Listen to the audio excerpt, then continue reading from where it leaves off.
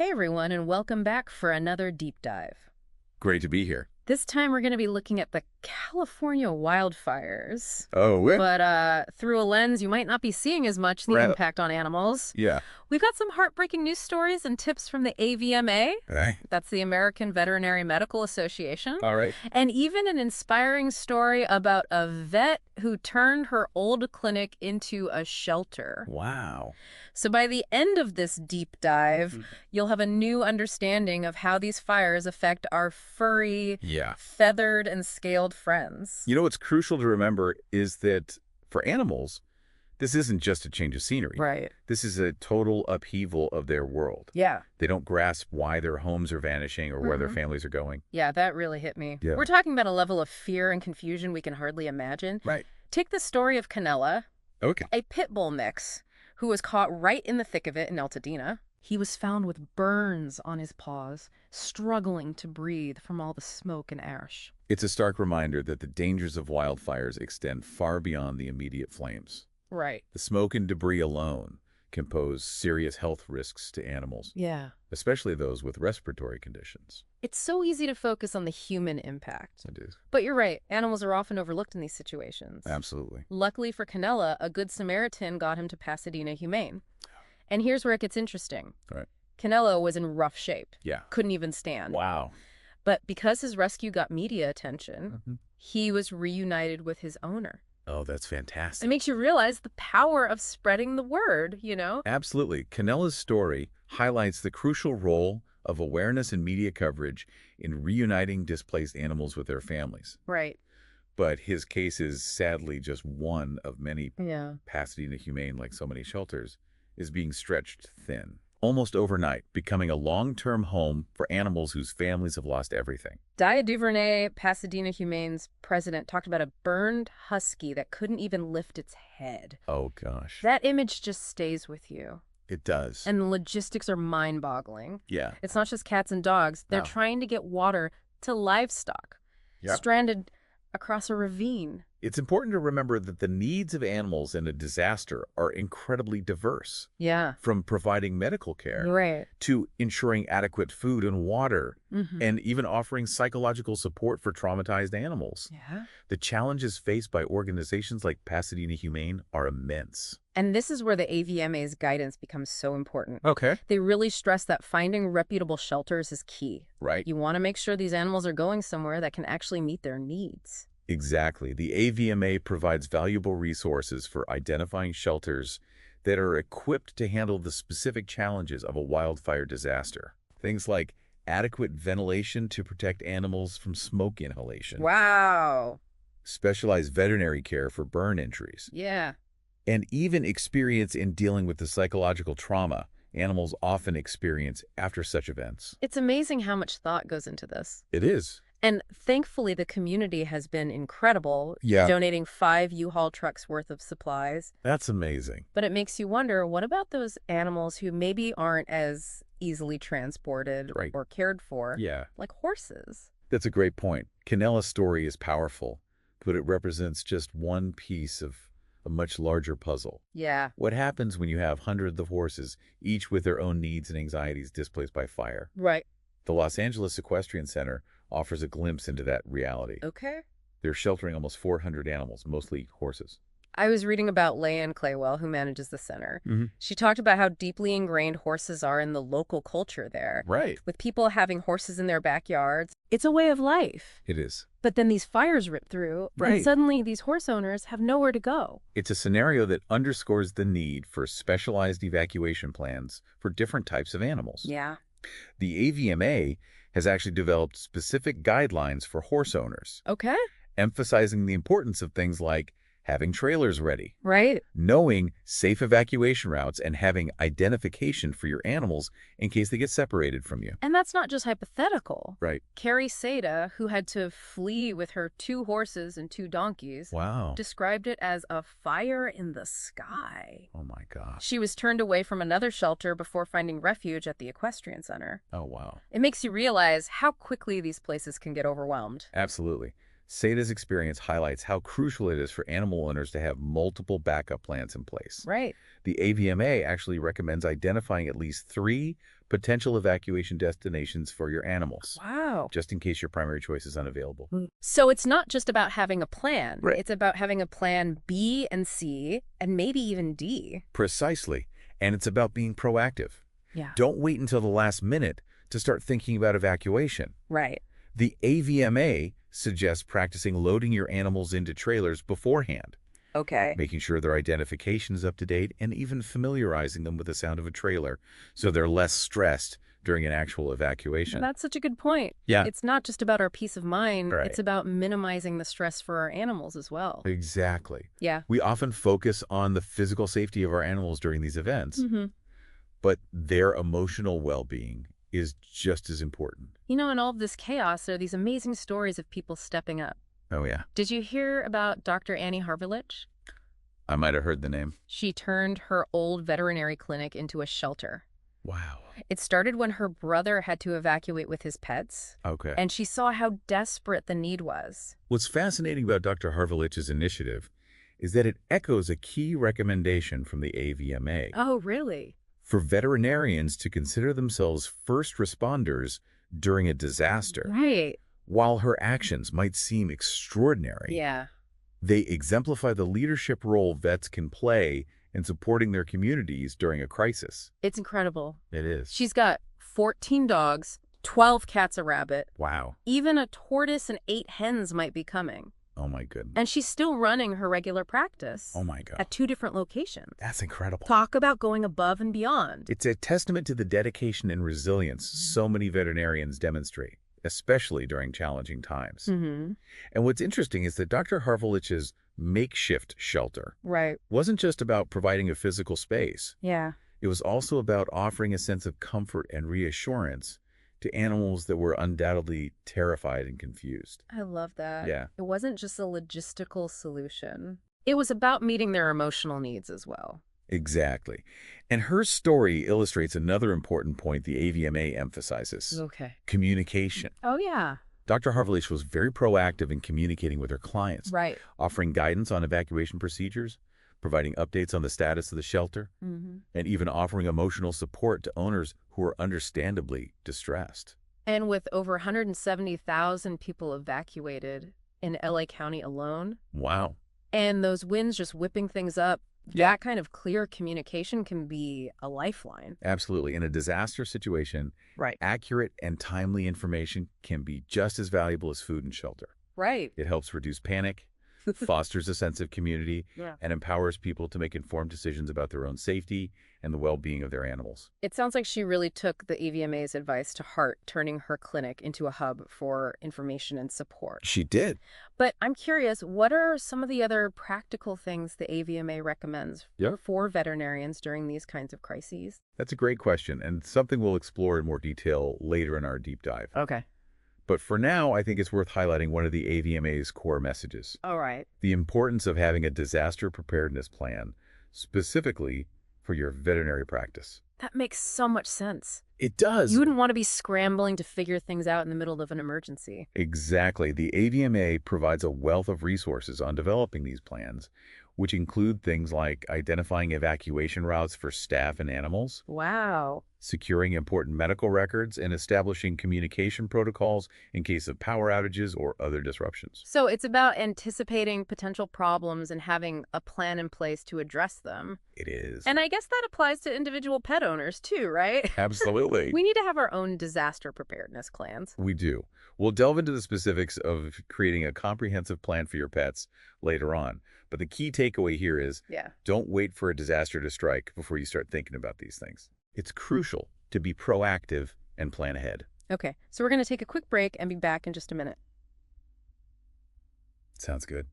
You know, it's striking how these wildfires Yeah. reveal not just the fragility of life, Right. but also the incredible resilience Yeah. of both animals and the people who care for them. It's like when things get tough, our instincts to protect and care just kick into overdrive. They do. Dr. Harvaluch's story is a perfect example of that. Right. Turning her old clinic into a shelter Mhm. wasn't just about having the space. Right. It was about recognizing the urgency and acting decisively. That's what's so inspiring about her approach. Yeah. She saw a need and filled it. Right. No hesitation. Wow. And that speed is something the AVMA really emphasizes in their guidelines for vets during disasters. Okay. Being able to quickly assess the situation, Mhm. adapt to changing circumstances, Yeah. and make critical decisions is paramount. So it's not just about having a plan. It's about being flexible and thinking on your feet when that plan inevitably needs to change. It is. It makes you wonder, did Dr. Harvaluch's actions spark a trend? That's a great question. Yeah. And while there's no hard data on that yet, Okay. anecdotal evidence suggests that her story has inspired others in the veterinary community to step up in similar ways. Right. It speaks to the power of leading by example, Yeah. showing what's possible when compassion meets action. 14 dogs, 12 cats, a rabbit, Yeah. and possibly a tortoise, and 8 hens. Oh, wow. It's hard to imagine how she manages it all, It is. especially while still running her regular practice at 2 other locations. That's where the community aspect comes in. Right. Dr. Harvaluch put out a call for help, and the response was overwhelming. Wow. Volunteers flocked in to assist with everything, Yeah. from cleaning kennels to walking dogs to comforting scared animals. It reminds you that even amidst the chaos, there's this wellspring of human kindness just waiting to be tapped. Absolutely. Yeah. And this outpouring of support is something the AVMA also highlights in their disaster preparedness resources. Okay. They stress the importance of building strong community partnerships before a crisis hits. So it's not just about what you can do, Right. but about knowing who you can rely on for help when the need arises. Precisely. Having a network of trusted individuals and organizations Yeah. that you can call on in an emergency can make all the difference. And it's not just about individuals. Right. Dr. Harvaluch's got a ton of donations. She did. Enough supplies to fill 5 U-Haul trucks, right? That's right. And while donations are incredibly helpful, Yeah. the AVMA also encourages people to think about donating their time and skills, Okay. volunteering at a shelter, offering temporary foster care for displaced animals, Right. even helping transport supplies. Mm-hmm. These are all valuable contributions. So even if you're not a vet or a trained animal rescuer, there are still ways to make a meaningful impact. Absolutely. Every little bit helps. And often it's the small acts of kindness that have the biggest impact on those who are struggling. You know, we've talked a lot about cats and dogs. Yeah. But what about larger animals like horses? Right. Those must be even tougher to evacuate and care for. That's where organizations like the Coachella Valley Horse Rescue, led by David DiMano, play a critical role. Okay. They've stepped in to provide shelter and care for many of the horses displaced by the fires, Right. recognizing the unique challenges these animals face. It's interesting how their efforts tie back to what Leanne Claywell was saying about the strong horse culture in that region. Right. It's not just about providing for the animal's physical needs. It isn't. It's about understanding their place in the community Yeah, and the emotional bond they share with their owners. exactly. And the AVMA has specific recommendations for handling horses during a wildfire. Okay. For example, they advise against releasing horses into the wild, Right. thinking you're setting them free. Disoriented and frightened, they're likely to run towards the danger, not away from it. Wow. That's counterintuitive. It is. It seems like releasing them would be the kind thing to do, Yeah. but it could actually put them in more danger. Exactly. It highlights the importance of relying on expert advice during these situations. Right. We might think we're doing the right thing, but without proper knowledge, Yeah. our actions could unintentionally harm the animals we're trying to protect. So what's the best course of action for horse owners if they have to evacuate? The AVMA strongly recommends pre-identifying safe locations where you can take your horses. Okay. These could include designated evacuation centers, Right. friends or family with suitable facilities, Mhm. or even boarding stables that have emergency plans in place. And I guess having a trailer ready to go is crucial too. Absolutely. And it's not just about having a trailer. It's about making sure it's properly maintained, Yeah. that your horses are accustomed to loading and riding in it, and that you have all the necessary equipment, like halters, lead ropes, and first aid supplies. So it's all about preparation, just like with pets. It is. Speaking of preparedness, we keep mentioning the AVMA's advice. We do. Can we dive a little deeper into what they recommend? Yeah, Especially for those of us who want to help but aren't sure where to start. absolutely. The AVMA is a fantastic resource for this kind of information. Okay. One of their key messages is that disaster preparedness Right. isn't just about reacting to an event. Yeah. It's about having a plan in place before a crisis hits. Makes sense. You don't want to be scrambling when the fires are already at your doorstep. Exactly. And that plan should cover a wide range of scenarios, Mm-hmm. from knowing your evacuation routes to having an emergency kit for your pets. Okay, so let's talk about those emergency kits. All right. What are some of the must-have items the AVMA recommends? They have a comprehensive list, Mhm. but some of the essentials include... Hold on, this is important. I'm actually taking notes. Right. Okay, go on. No problem. So the AVMA says you should have a few days worth of food and water for your pets, Okay. and make sure it's food they're already used to, Right. so you don't upset their stomachs during a stressful time. Good point. You don't want to add digestive issues to the list of problems they're already dealing with? Exactly. Next, copies of their medical records and vaccination history are crucial. Okay. In an emergency, you might need to prove they're up to date on their shots to access certain shelters or boarding facilities. And what about medications? My cat's on a special diet. That's another key item. Okay. Pack a supply of any medications your pet needs, along with instructions on dosage and frequency. Right. And don't forget any special food or supplements they require. Okay, so food, water, medical records, medications. Check. What else?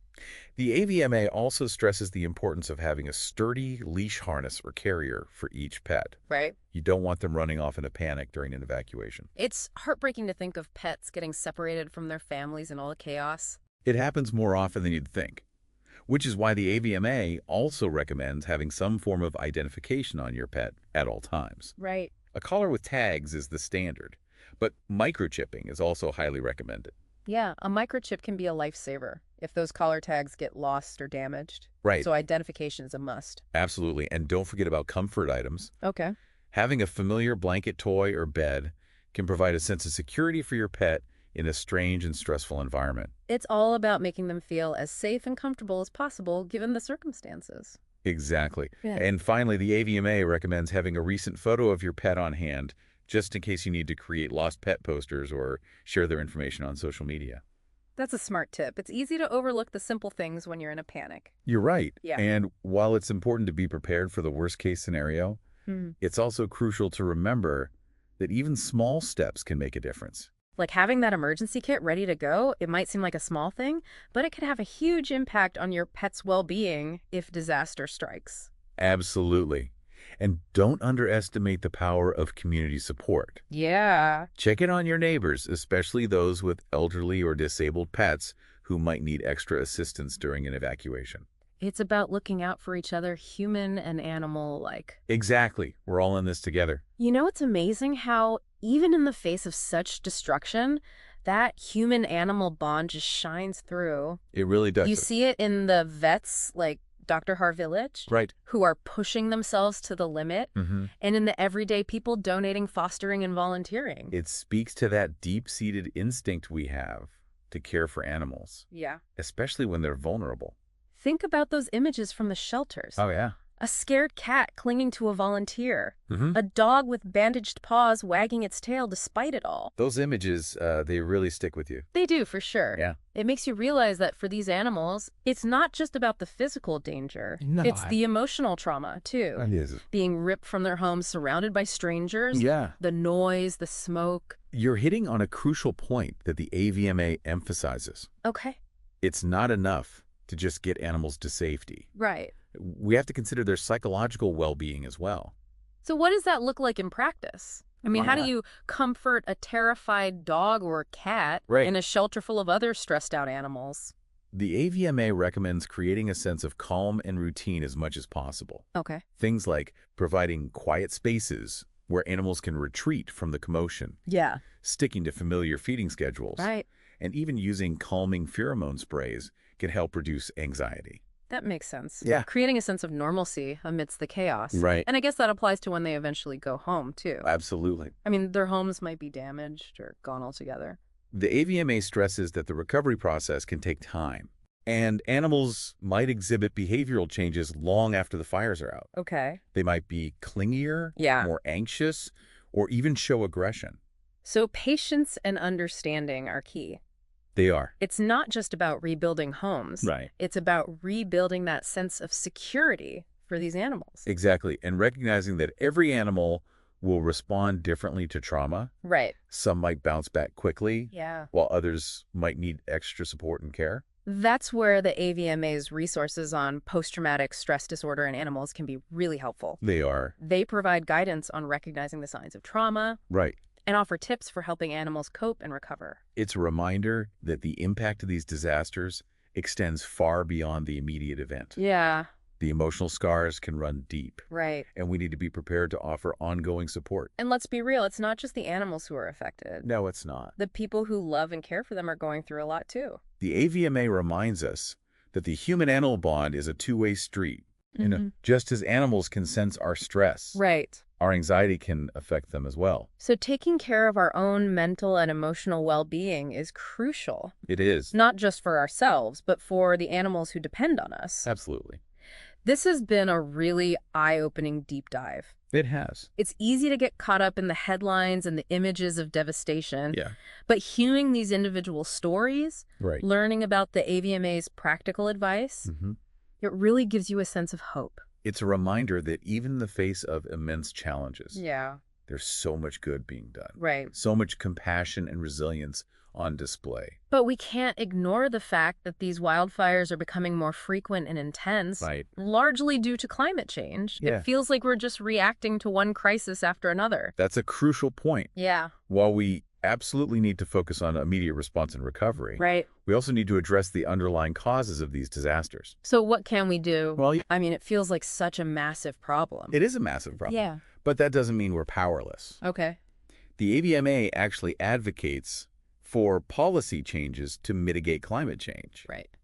recognizing that this is a critical component of Mhm. protecting animal welfare in the long term. So it's about taking action on multiple levels. Race. From individual preparedness Mm-hmm. to supporting organizations like the AVMA Right. that are pushing for systemic change. Exactly. It's about recognizing that the health of our planet, Yeah. the well-being of animals, and our own future are all intertwined. We've talked about so much in this deep dive. They have. Heartbreaking stories, inspiring acts of kindness, practical tips, Yeah. and even the bigger picture of climate change. Yeah. Is there one key message you'd want our listener to take away from all of this? I think it's this. Okay. Don't underestimate the power of informed action. Hmm. Whether it's taking the time to create an emergency plan for your pets, donating to a reputable animal shelter, or advocating for policies that address climate change. Yeah. Every step we take, no matter how small, can contribute to a safer, more resilient, and more compassionate world for all. Beautifully said. Thanks for joining us on this deep dive. It was my pleasure. We hope you've learned something new and feel empowered to make a difference. Absolutely. Remember, every action counts. It does.